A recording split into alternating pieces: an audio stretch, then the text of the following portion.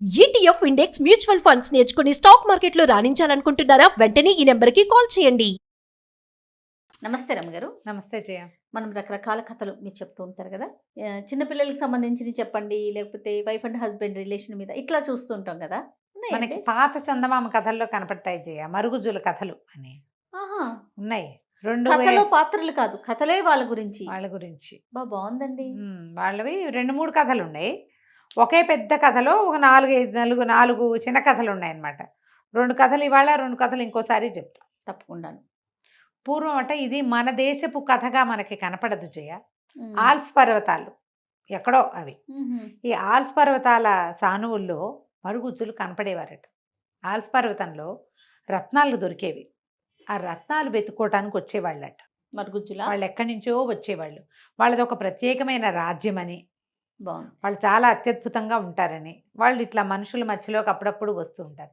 ఈ ఆల్ప్స్ పర్వతాలు ఏంటంటే చలి పెరిగాక మానేసేవాళ్ళు. చలి మంచు పడుతుంది అక్కడ. ఆ మంచు పడని 6 నెలల కాలం పాటు మాత్రం వీళ్ళు వస్తూ ఉండేవాళ్ళు.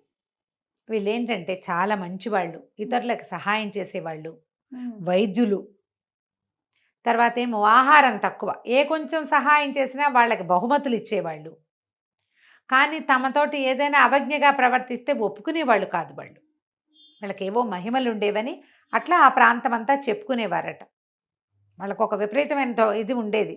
ఇది సాధారణంగా అందరి గురించి కాదు, ఈ పర్టికులర్ కథల్లో చెప్పబడిన ఒక ప్రాంతం గురించే చెప్తున్నాం. అదేనండి. ఈ ఆల్ప్స్ పర్వతాల్లో రాళ్ళు వజ్రాలు దొరికేవి.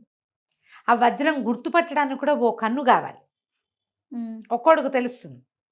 అయితే చాలామంది పశువుల కాపర్ల పిల్లవాళ్ళు అక్కడ కూర్చుని అక్కడ ఆడుకుంటూ ఉండేవాళ్ళు. ఒక అతను వచ్చేవాడు, ఎప్పుడు 7 సంచులు తెచ్చేవాడు. 7 సంచులు తెచ్చి 7 సంచులు ఇప్పుడు వీళ్ళందరూ పశువుల కాపర్ల కుర్రాలతో కబుర్లు చెప్పేవాడు. 7 సంచుల నిండా ఏరుకుని వెళ్ళిపోయేవాడు. ఓసారి అతను సంచులు తెచ్చి అక్కడ పెడితే వీళ్ళల్లో ఒకటి సంచి తీసి దాచేసాడు. దాచేస్తే దాన్ని చూసుకున్నాడు, మరుగుజ్జు అతను చూసుకున్నాడు. నా 6 సంచులు ఏమైనా 7వ సంచి లేదు. నా సంచి ఎక్కడుంది అనితే మాకు తెలియదు అంటే, మాకు ఊరికే ఏడిపించడానికి పిల్లలు కొంటెతనానికి చేస్తారు కదా, మాకు తెలియదంటే మాకు తెలియదు అన్నట్టు. అనేసరికల్లా మీ అంతటి మీరు తెచ్చిస్తారా, నేను తెచ్చుకోనా అన్నట్టు. మేమేం తీయలేదు, మాకు తెలియదంటే వీళ్ళు ఎక్కడో దాచిపెడితే అతను వెళ్ళి కనుక్కొని తెచ్చేసుకున్నాడు. దాంతో భయం వేసింది వీళ్ళకి. వాడికి అంటే వేరే కన్ను ఉంది, అదేలే శక్తి ఉంది ఏదో, దాంతో బెదిరారు. కాకపోతే వాళ్ళందరూ నిశ్శబ్దంగా ఉండిపోయి మాట్లాడడం మానేశారు, భయం వేసి. అయితే ఇతను ఏం చేశాట, ఈ 7 సంచుల నిండా ఏరుకున్నాక వెళ్ళిపోతూ వీళ్ళని చీరప్ చేయటానికి ఏమన్నాడు, సంతోష పెట్టడానికి, ఇవాళకి అయిపోయింది కదా, మరి మీలో ఎవరైనా సరే మీరందరూ మా ఇంటికి విందుకు రండి, మరుగుజ్జుల నగరానికి విందుకు రండి అని పిలిచారు. పిలిస్తే వాళ్ళు అంటున్నారు, అమ్మో వీడు చాలా ప్రమాదకారి, మనం దాచిపెట్టింది చూడకుండా కూడా కనిపెట్టేశాడు, వీళ్ళింటికి వెళ్తే కొంప మునిగిపోతుంది. ఎవ్వరూ వెళ్ళలేదట. కానీ వాళ్ళల్లో ఒకడు, వాడికి ఒక తెంపరతనం ఉంది, వెళ్ళాలనుకున్నాడు. అందరూ ఇళ్ళకి వెళ్ళిపోతే పశువులు తోలుకుని మంచు పడ్డం మొదలు పెట్టేసరికల్లా జనం అంతా ఈ గడ్డిగాదం అయిపోతుంది కదా, ఈ గొర్రెలు తోలుకుని వెళ్ళిపోతారు. ఆ గొర్రెలు చలికాలం అన్నాళ్ళు ఇళ్లలోనే ఉంటాయి, ఆ గొర్రెలతోటే వీళ్ళు బతుకుతారు. అందరూ పశువుల కాపర్లంతా దిగెళ్ళిపోతే ఇతను ఆల్ప్స్ పర్వతాలన్నీ దాటుకుంటూ దక్షిణం వైపుగా ప్రయాణం చేసి కష్టపడి మరుగుజ్జుల నగరానికి చేరేట. ఆ కాపర్ల కుర్రవాడు చేరితే అది చాలా పెద్దదిట ఆ నగరం. తెల్లటి బురుజులు, ఎంత బాగుందో, పెద్ద గేటు. ఆ గేటు తీయటానికి 30 మంది ఉన్నారు. అతిథులందరినీ రాణిస్తారట లోపలికి. లోపలికి వెళ్ళాక తెల్లబోయాడు వీడు, కుర్రాడు. అతని పేరు తెలీదు. అందరూ ఒకేలా ఉంటారు, అందరూ ఒకే సైజులో ఉంటారు కదా, 2 అడుగులే ఎత్తు వాళ్ళది. ఎట్లా గుర్తుపడతాం, అట్లా తిరుక్కుంటూ ఉన్నాడు. తిరుగుతుంటే వెనకాల నుంచి ఒకళ్ళ చేత్తో ఇట్లా తట్టితే ఇటు తిరిగితే ఆశ్చర్యపోయేట. పశువుల కాపరందరూ కులాసాగా ఉన్నారా అని అడిగాడు. ఇతనే. ఎంత ఖరీదైన పట్టుబట్టలు కట్టుకున్నాడో. అక్కడికి వచ్చేటప్పుడు అతను పాత బట్టలు వేసుకుని 7 సంచులు చంకలో పెట్టుకుని చలికి చిత్రమైన బట్టలు వేసుకుని వచ్చేవాడు. ఇక్కడ చూస్తే నగలు, పట్టుబట్టలు కట్టుకుని ఎంత బాగున్నాడోట. అక్కడి నుంచి పశువుల కాపర్ కుర్రాడు అతనితో కలిసి వాళ్ళ ఇంటికి వెళ్ళాడు. ఎన్నో రకాల పదార్థాలు వడ్డింపించి భోజనం పెట్టించాడు. రోజు విందులే. ప్రతిరోజు స్నేహితులను చూపిస్తాడు, అక్కడికి ఇక్కడికి తీసుకెళ్తాడు, ఆటలు ఆడిస్తాడు. ఎంతో సరదాగా ఎన్ని రోజులో ఉండిపోయాడు వాళ్ళతో పాటు విందులు చేస్తూ వీడు ఈ కుర్రాడు. అక్కడ వాళ్ళ అమ్మా నాన్న తహతహలాడిపోయారు, పిల్లాడు ఏమైపోయాడు రాలేదు, ఇక్కడ ఏమైపోతున్నాడు. ఎందుకంటే వీళ్ళ మీద ఒక భయం ఉంది, వీళ్ళకు ఒక ప్రత్యేకమైన కన్నుందన్న భయం ఉంది కదా. అయితే కుర్రాడు కొన్నాళ్ళు అయ్యాక ఇంకా నేను ఇంటికి వెళ్ళిపోతానంటే ఉండు అని బతిమిలాడేట. అతిథులు ఉంచుకోవడం సరదా అనమాట వాళ్ళకి. ఉండు అందరు అతిథులు ఇంకా కొంతకాలం ఉంటున్నారు, నువ్వు వెళ్ళిపోబోక అప్పుడే. అంటే కాదు, మా పశువులు ఏమైపోయినాయో, మా అమ్మ నాన్న ఎట్టా ఉన్నారో నాకు చూసి రావాలని ఉంది అంటే సరే అని వెళ్ళరమ్మన్నట్ట. బయటికి తీసుకొచ్చి దించి ఇంటికి వెళ్ళమన్నాడు. అయితే వెళ్ళేటప్పుడు ఊరికే పంపించలేట, ఓ సంచి నిండా వెండివి కాయిన్స్ పోసి చేతులు పెట్టాడు. చిత్రమైన కన్నున్న వాడికి చిత్రమైన చూపు కూడా ఉంది. అది సంచి తెచ్చుకుని పిల్లవాడు చక్కగా వాళ్ళ ఇంట్లో కావాల్సిన వస్తువులు కొనుక్కుని తర్వాత ఎప్పుడైనా మరుగుజ్జులు కనపడితే వాళ్ళకి సహాయపడేవాడు. ఇదో కథ. ఇంకో కథ చెప్తాం ఇందులోనే. పూర్వం అంటే ఒక పిండి మర వ్యాపారి ఒక అతను ఉండేవాడు. పిండి వ్యాపారి అయితే మార ఉండేది. ఒకనాడు వాళ్ళ వాకిట్లో ఒక మరుగుజ్జు అతను వచ్చి పిండి మరవాడు దురాశపరుడు, అంత మంచివాడు కాదు. పాపం ఆయన భార్య ఎప్పుడూ అనారోగ్యంగానే ఉండేదట. వాళ్ళకు ఒక పిల్లాడు ఉన్నాడు. వీళ్ళ వాకిట్లోకి వచ్చిన ఈ మరుగుజ్జు అతను ఆమె అంత పిండి 4 రొట్టెలకు సరిపడా అని అడిగితే, ఆ పోపో మేము ఇక్కడ పోసు కూర్చున్నావా, డబ్బులు ఇవ్వకుండా నేనేమి ఇవ్వను అన్నాడు. అంటే ఇతను వజ్రాలు ఏరుకోవడానికి వచ్చాడు. డబ్బులు లేవు అతని దగ్గర, ఎవరైనా సహాయం చెయ్యాలి, తర్వాత ఏదో చేస్తాడు వెనక్కి తిరిగి ఇవ్వనన్నాడు.